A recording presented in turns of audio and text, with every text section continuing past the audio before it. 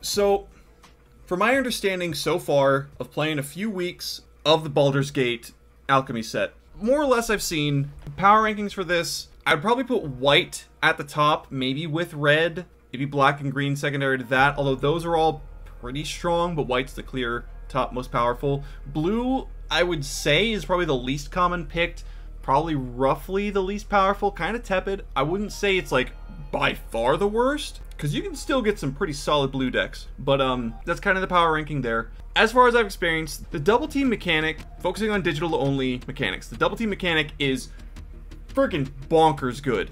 It literally, like, this creature attacks, you draw a card, essentially, but it's a specific card itself. So you gotta copy the thing. The rest of the stuff you don't really need to worry about because it'll kind of do it itself for you. The rares and mythics, a lot of these aren't super high priority because you're hardly ever going to see any of them. The ones that you should look out for, one of Orcus is really good, Clement is really good. Gale's Redirection in the right deck is bonkers amazing. Oh my god.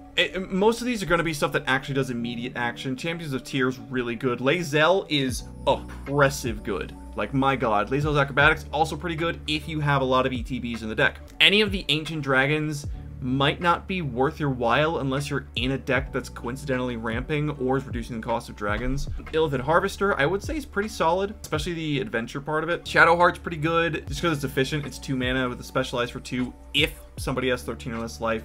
Black Market Connections, really good. You do need to watch out for decking, or not decking yourself, but just playing yourself for life. Most of the creatures with Specialized are actually really decent, like, genuinely. Favorite enemy's okay. Lucamina, this thing will wreck your day, because when it specializes into one of its animal forms, and that animal form dies, you get it back onto the battlefield on its face. Like, ah, god. Minsk and Boo is super hard to get rid of and just hard to deal with. Past that, not a ton of these things are that... Oh, not collected. Come here. The only board wipe that I'm aware of is Stick Together in white. Thayan Evokers, I've heard a lot of good things about, but it does require you to have red available to be able to cast the lightning bolts, which it does just give you a lightning. Khalim Jin Emperor, I think, is pretty decent. Hourglass Coven is super good. It draws you 2 other of itself, of a different exact thing, I don't remember. Oyama Nartok, if you have access to blue, is also really, really good. Nira, so if somebody plays a Nira and you can't beat this 7 toughness creature and you can't get rid of this 7 toughness creature, you're probably gonna lose. Nira's really good. Alondo's pretty good. What else? Miriam, if it sticks. Miriam's a huge target, so if it sticks, it's probably alright, but that's not too much to worry about. Rares and mythics, you know, you're not going to run into those that much. Commons and uncommons, though, for some reason I put my most recent game stuff up the front, whatever. The only ones that you really need to pay attention to, Charmed Sleep is probably one of the best blue removals as a common. Skullport Merchant is amazing. I mean, as usual, it's probably one of the best black cards, especially with the prominence of treasures in black. Ambergris is pretty decent. Like I said, all of the specialized creatures are pretty good. Arcane Archery is, in my opinion, probably one of the best green removals, because not only is it a combat trick that gives something reach, but it also gives you what's called a boon, which is basically the next creature you spell you cast gets this buff.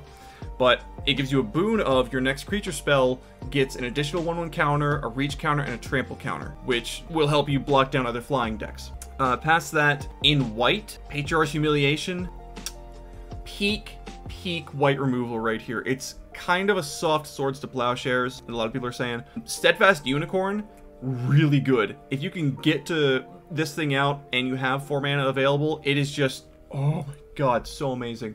You gotta get rid of it for stuff. Dawnbringer Clerics, Flaming Fist Dustguard, real solid. 2 mana, 3/1 that gives another power to your next thing. Rescuer Chwinga is excellent because there's so many ETB effects that you want to copy up, so it'll just get a thing back to your hand.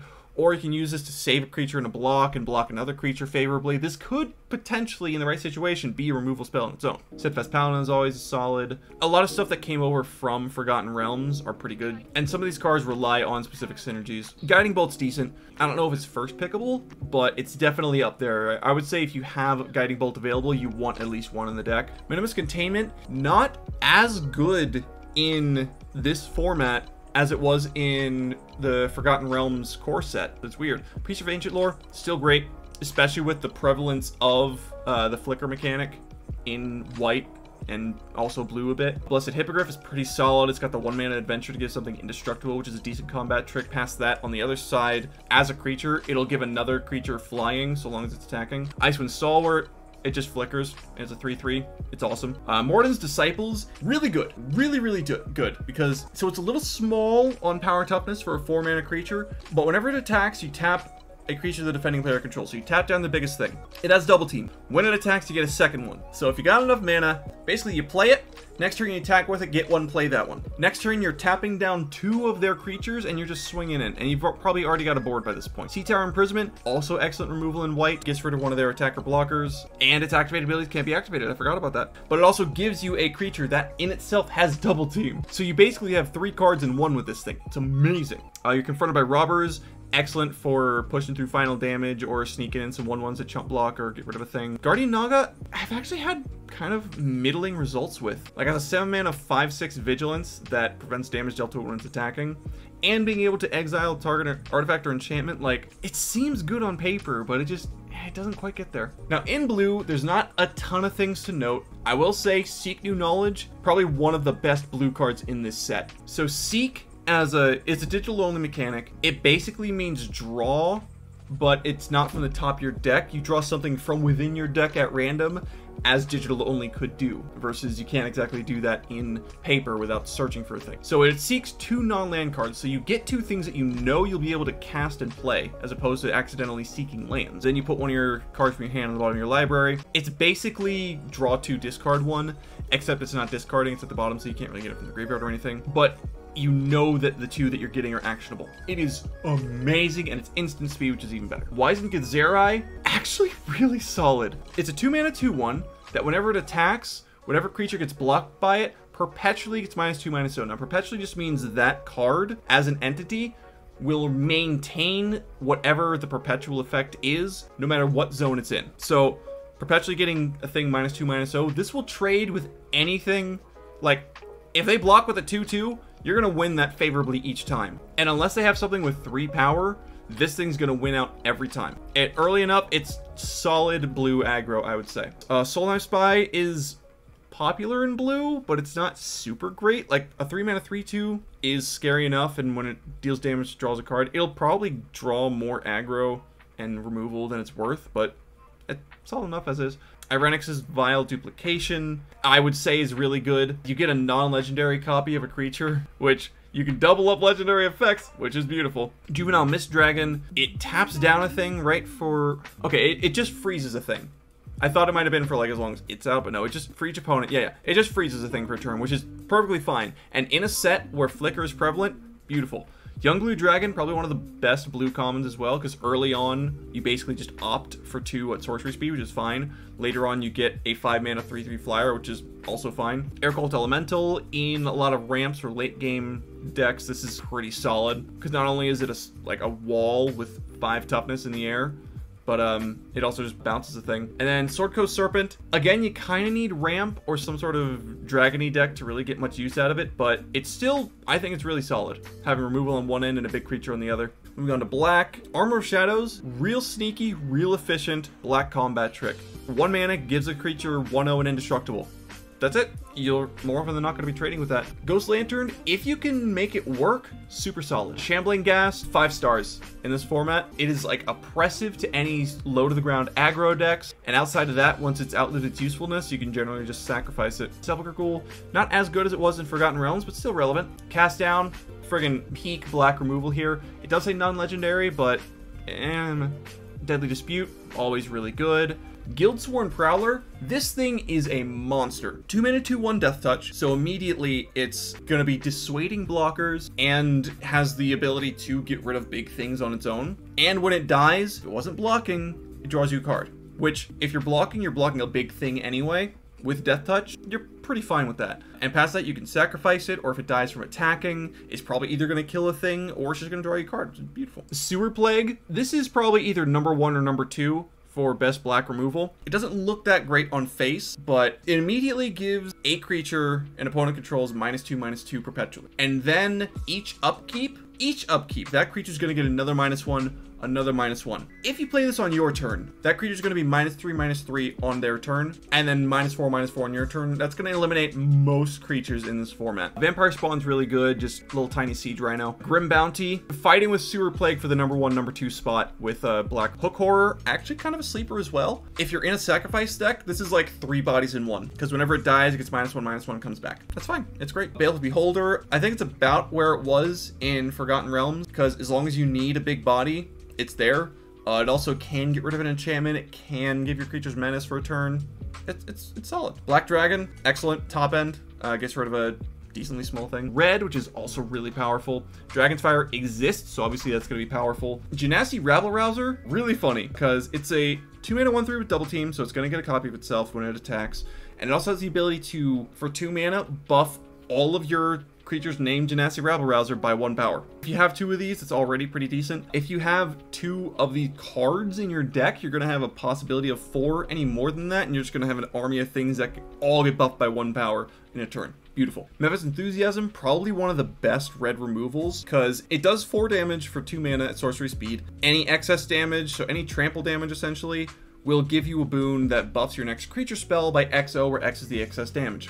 Excellent. Reckless Barbarian, real solid. Just perfect on curve, if better curve, because you can play this on turn 2 and turn 3 you get a 5 mana thing out by sacrificing it. It's gorgeous. I really like Unexpected Allies. It gives you your thing double team, and then it also gains first strike if you control another creature with the same name in your graveyard or just on the field. It's excellent. It'll give double team to anything you have. Think of like ETBs and stuff, or just really powerful creatures. Craving of Yenogu, this thing is a horror show.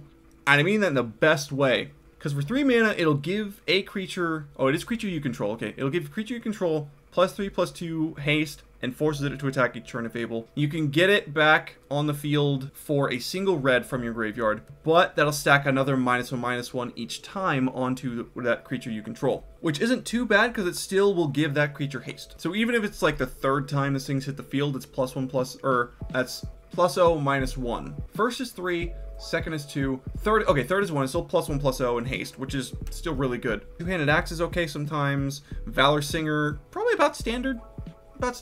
Young Red Dragon, I'm less enthused about this card than I thought I would be.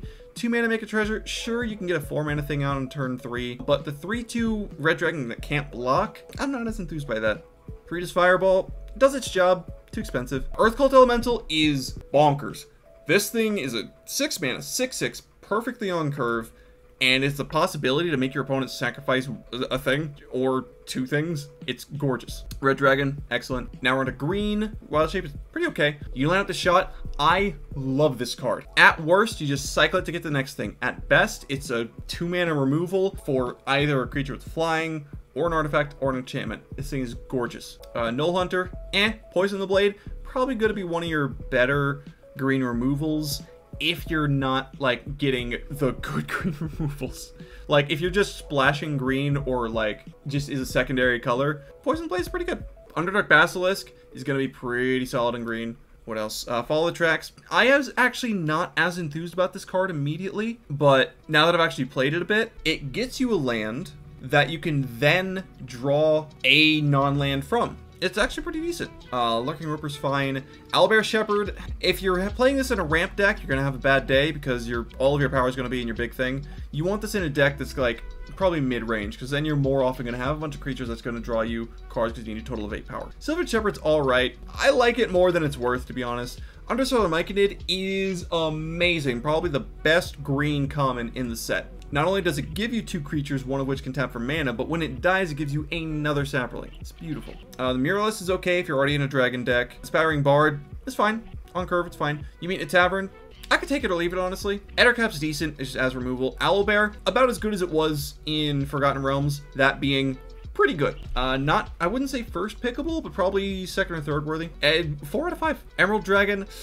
This thing looks better than it actually is, in my own opinion. Every time I've had it, I've confused the Dissonant Wave with being able to counter non-creature spells, but it counters activated or triggered ability from non-creature source. So you got to keep an eye on that. Hail Giant Herdgorger, better in this set than it was in Forgotten Realms, I think, which is weird. Dreadlenorm, this is fighting for the spot for best green common for me. The scale deflection, you put 2 counters on a thing, you untap it, it gains hexproof. Beautiful combat trick, saves a thing, it's so many things in one. Oh my god. And then you get a creature that can't be blocked by creatures with power 3 or less. It's better than Menace because they can't just chump with 2 tiny things. Onto the dual colored stuff. Mandar's pretty solid. I haven't played with OG at all. Krydle will enable a blue-black deck to actually do its thing that it wants to do. Lojan, immediate target, get rid of this thing if you can, or pick it up if you can, because casting adventure or dragon spells and dealing that much damage to any target, that's really good. Because there's a lot of dragons in this set, because they count dragonborn creatures as dragons. Kalane, solid. Kaga, Shadow Archdruid, excellent. Excellent, excellent, excellent. I love this card. That being said, I remove it as soon as I can, because it'll essentially just draw you a card each turn if you let this thing go. A 1/4 with Death Touch is hard to kill in combat, hard to kill favorably, and then once during each of your turns, you may play a land or cast a permanent spell from among cards in your graveyard that were put there from your library this turn. Immediately, she mills 2 when you attack, which is excellent. If you mill otherwise on your turn, you can choose from one of those as well. Thrakus the Butcher, a beast. An absolute beast. Liara, I mean, we saw it in my last draft. This was just super effective. Trellisar, pretty good. Corlessa, a bit of a sleeper. I love this card. So 1/4. I would say the critical number for power toughness in this set is 4. Anything higher than that, it's going to be really hard to get rid of or hard to deal with. Anything lower than that, generally pretty manageable. Bag of Holding, useless. Spike Pit Trap, okay if you don't have any other removal. Bronze Walrus, is adorable. Look at him. I mean, play him if you need ramp or fixing. Lantern Revealing, again if you need fixing, and it's also late game mana sink. Navigation Orb, I wasn't too high on this at one point. First looking at it, it's pretty good. It's pretty good. Iron Golem, better in this set than it was in Forgotten Realms. Shardolin Dragon, Meteor Golem, beautiful. So yeah, that's pretty much it as far as my thoughts on this stuff goes. It's a pretty decent set in all honesty.